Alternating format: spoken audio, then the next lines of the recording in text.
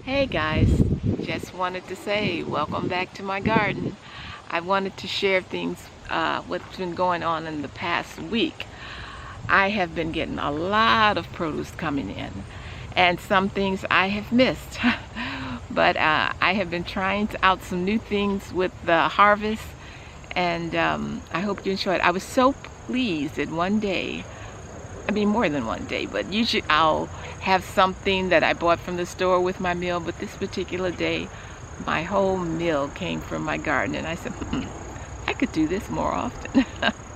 I took a break from the garden and took a bike ride, and it was a great surprise. We saw a bald eagle and a lot of cranes over in the trees.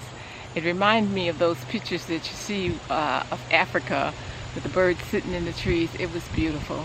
I just love getting out in nature, seeing things and taking photos. I do have to get a better camera with a more powerful zoom, because I would have loved to have gotten a close-up of that eagle. I hope you enjoy what I put up, and I hope you learned a little bit. And please leave a comment. Let me know what you're thinking, and let's get on with the rest of the video. Look at that bunch in there. I have so many tomatoes.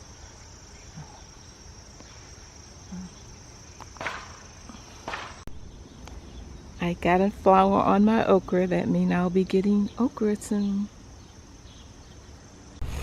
That volunteer that I didn't know what it was is definitely a melon.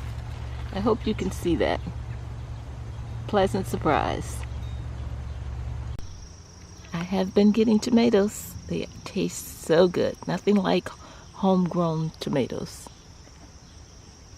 I just wanted to show you how pretty these green beans and how easy they are to pick when I took them up the cattle panel. Made an arch out of it. If only I had planted enough beans. Next year I will plant them on both sides and make sure I have the right beans. One thing I like about gardening, it's always a surprise.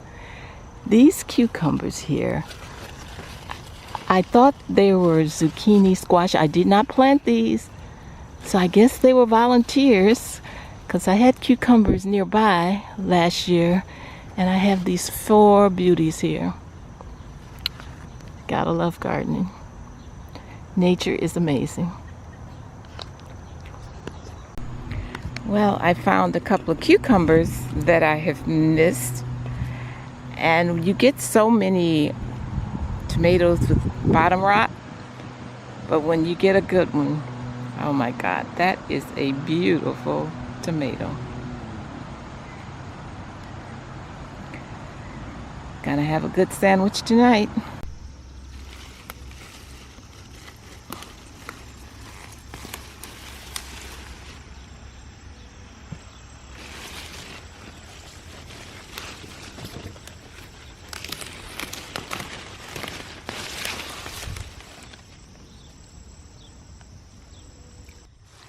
I'm gonna ferment these beets. Never have done it before, but gonna give it a try.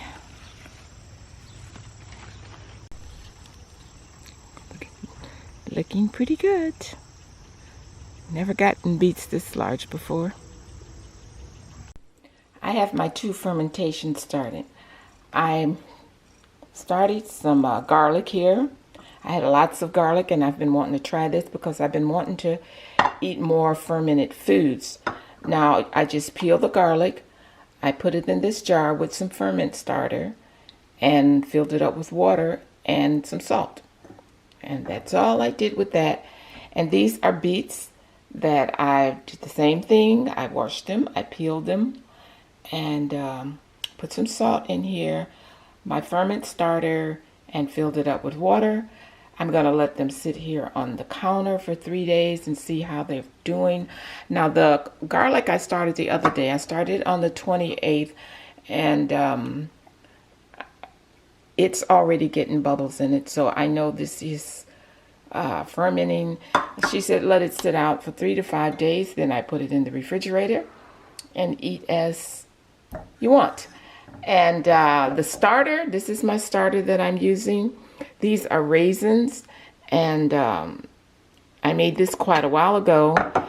You put some kind of fruit, I use raisins, and you put some sugar in and water and let it sit on the counter until it ferments. And you just keep it in the fridge. When you use it, you fill it back with water and add a little more sugar. Now I got this here from a lady, it's called Rain Country, so if you go to her channel, you will see how to do it, or if you want me to make some more and show you, I will be happy to. So I'm looking forward to seeing how these beets turn out, because you can also make beet kebab, I think it is. You just put less beets in it and fill it up with water. So what you're going is for the juice from the beets, but I like beets, so this is the way I'm doing it to start out. And I'll see. Because one thing she did say, I remember with the starter, what started me to doing it, because with your fermentations, you don't have to put as much salt in there. So that's what I'm going for, less salt. So I'll let you know how they taste.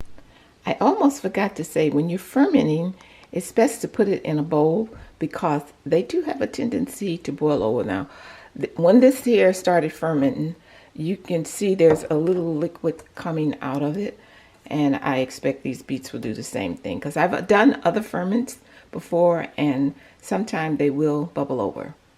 So better safe than sorry. This is Lady P from my backyard garden. Peace and love. I'm out.